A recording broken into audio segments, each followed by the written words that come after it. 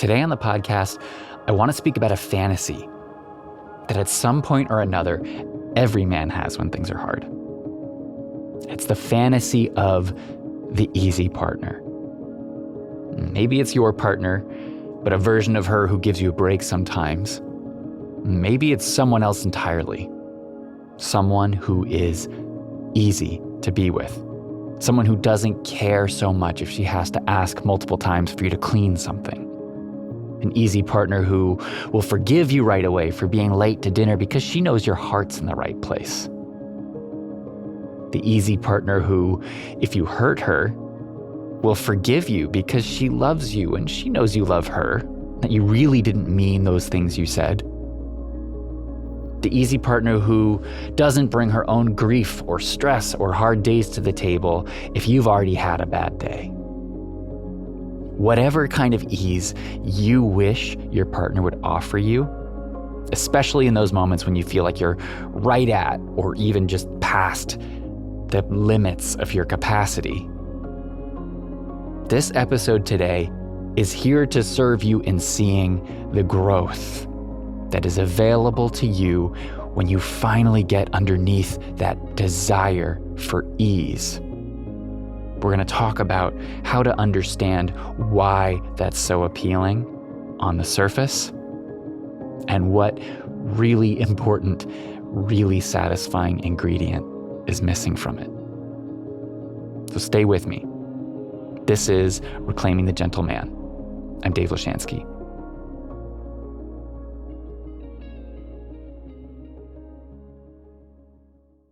I want to say up front that I am not here to shame the act of fantasizing about another person. Whether you're in a relationship or not, fantasizing is a natural feature of having an imagination. And this becomes especially true when we're struggling, when things are hard. But I also believe our purpose, at least partially, is to become stewards of our consciousness, mastering our minds, and habitually fantasizing about having an easier life, about what it would be like, is more often than not just an autoplay function in your imagination. And that regular habitual fantasizing can be interrupted with the right understanding about why it's happening, about what's underneath that fantasy for you, and what the idea of the easy partner is really doing for you. Because while it's natural, I also believe that this kind of desire, right, the desire for ease, is what can keep you from actually committing in a great relationship. I see this a lot, right? Men in relationships with women they really love, but who every time a beautiful woman passes by can't help but follow her with their eyes, talk about her body, fantasize about her. And again, I'm not here to shame the act. You may disagree that it's affecting your relationship, but it's not how a man in a truly committed relationship chooses to move through the world. And there's a subtle distinction that I should make here because we are all aware of beauty when it crosses our paths, right? We can all acknowledge beauty and attractiveness. That's not what I'm saying. But the energy of that acknowledgement, of that admiration, is very different than a hungry gaze, right? A gaze that longs for the freedom to be with her. That longing isn't shameful. That longing is actually sacred. But what most of us miss, because we were never taught this, because we were shamed for talking about this kind of thing, is that this longing, this sacred longing, can and must be directed. And if you're in a committed relationship, consciously directing your sexual energy, consciously choosing where and how you bring that energy into and through your body is part of becoming a man of integrity. It's possible. It's essential. And part of what I want you to consider is this. The fantasy, Both the fantasy of the attractive woman and of the easy partner, both of these fantasies are a lot like candy, right? It's sweet. It hits you right away. It fulfills that craving. But candy cannot sustain you. In fact, candy makes you sick. And it definitely can't sustain the thing that you probably want deeper down. Because while on the surface, the easy partner or the fantasy woman might seem more appealing, neither will generate the same fire as being deeply, fully loved by a woman who truly knows you. By a woman and a love that calls for more in you, the best in you, that penetrates into the core of your being and doesn't let go of you. That kind of love will not come from a partner who lets everything slide. The kind of love I'm talking about comes from someone who cares enough to hold you higher, who sees the man inside of you that you're capable of being and will not settle for less than him, even when you want her to. And that is not easy, right? There's usually friction there, frustration, a desire to be given a break, to resign for a moment. And a lot of couples, and a lot of men specifically, swirl around in this tension. They swirl in the stories of, she's always asking for more and I can never seem to be enough or do enough. And her stories of feeling like, I just get his leftovers. I don't get the man I want. I get his tiredness. I get his exhaustion after work. All of this is hard, yes, but we don't have to swirl in that. Because actually, what's inside these stories is fuel, right? That friction, that tension is the raw material for the kind of love and the kind of life that your relationship can create for you if you let it. If you can avoid sinking into the resentment that she never gives you a break. If you can avoid getting lost in the fantasy that you could be better if she just took it easier on you. That is a hard stance to hold, but it changes everything when you can. And here's the really powerful key here. When you stop wanting her to go easy on you, when you stop treating her standards as the problem, things will shift. When you stop wanting her to go easy on you, you start to feel what her wanting more actually is. It's not nagging. It's not criticism. It's not an impossible bar. It's her belief in you. It's the fact that she sees a man in you that you probably haven't fully stepped into yet. And she won't pretend that that man doesn't exist just to keep the peace.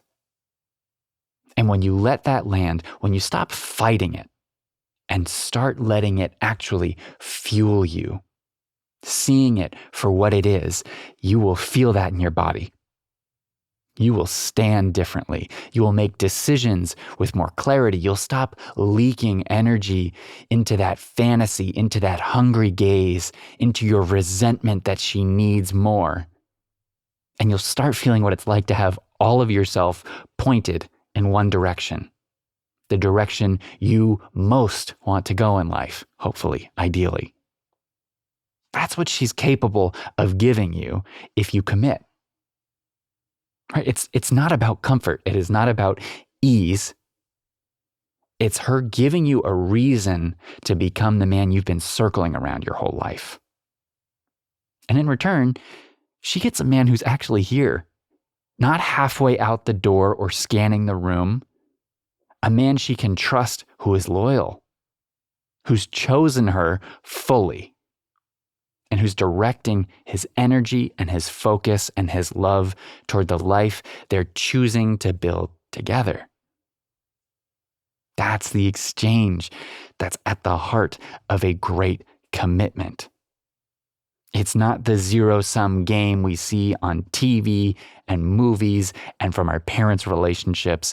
It's the thing that makes both of you more than you were alone. It is like fusion energy. And here's what I think most of us miss. There is sacrifice in committing to someone, truly committing to someone. But that sacrifice isn't a bug or a glitch. It's the feature. You will give things up. You will give up freedom, time, energy, parts of yourself that you enjoyed having just for you. You will give up the vision of the easy partner you've had in your head. That's real. And we don't talk about that enough. But there's a choice here that either keeps you looping in the resentment or makes the commitment generative, accretive to your life. The choice is that you can make the sacrifices I was just talking about. You can sacrifice your time and your energy and your freedom, and you can resent that. You can wonder what could have been, staying on the surface, going through the motions of commitment, saying you're there for her, saying you love her, while part of you is always looking over the fence, holding something back. Or you can make those sacrifices with intention, with love, with a grander vision of what becomes possible when you do. Not because you're a martyr, but because you understand the thing that changes everything, which is that every sacrifice you make in love, consciously, with your eyes open, brings something back to you. Something more than what you put in. It might not happen all at once. It might not happen in the way or the currency in which you originally gave it, but it will come back to you. When you give up a certain kind of freedom and you receive a woman who believes in you in a way that no one else can, holding an image of who you're becoming and reflects it back to you, that's not something you get to experience on the surface level of things. It's not something the easy partner will give you. It's not something that the fantasy woman walking down the street is going to give you. It's the kind of thing that only reveals itself, that you can only taste and know when you commit. And I know this could be hard to take in because we do not see a lot of models for this. We very rarely see people making sacrifices without resenting that. And most of us grew up watching our parents negotiate love with a zero-sum attitude. I give this, you owe me that. I sacrifice here, but you never, and so on. But that's not commitment. That's a game. The sacrifices you make in a conscious relationship are not losses. They're the soil. They are the fertile soil. They are the ground from which your best life will grow from. But only if you stop seeing the commitment as the ball and chain and start seeing the subtle agreements you've made for what they actually are. The invitation to become the man you didn't know you could be. Better. And quickly, before we close, I do want to pause because I know some of you are listening to this and thinking, Dave, I've been sacrificing, I have been giving, and she just takes. And if that's you, I want you to hear this because this is not a one-way street. It cannot be a one-way street. It's not about pouring yourself into someone who has no intention of caring for you, right? The kind of conscious sacrifice I'm talking about only works inside of a relationship where both people are choosing commitment. Both people are willing to give. And if you're with someone who only takes, who drains you and does not care about that, doesn't care about you in that way, that's very possibly something else. And that deserves its own honest conversation. But we don't choose our partners by accident. And if the lesson you're receiving in your relationship is how to leave. That's a big one. That's important. That is not to be ignored. But if you're with someone who's showing up, yes, imperfectly, yes, probably frustratingly, but genuinely cares about you, loves you, is committed to you, and you're the one with your foot out the door, this is for you.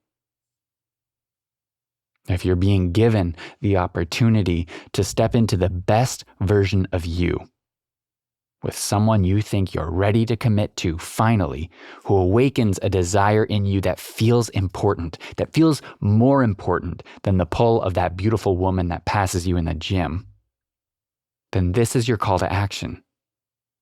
Shepherd your mind toward serving her, toward loving that she wants more from you, instead of resenting it.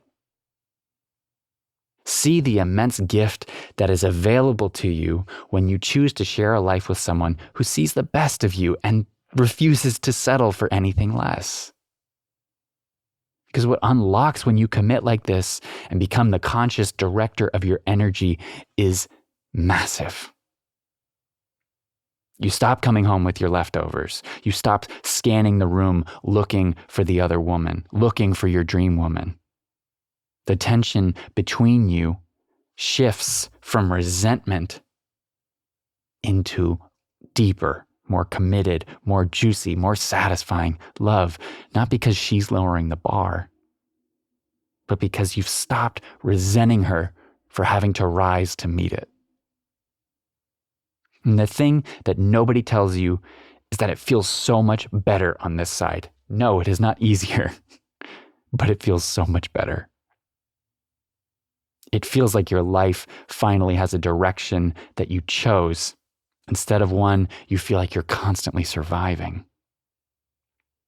This is the map for a great relationship, right? There is no absence of friction, but there is the presence of someone who is worth striving, failing sometimes, but striving to be your best for.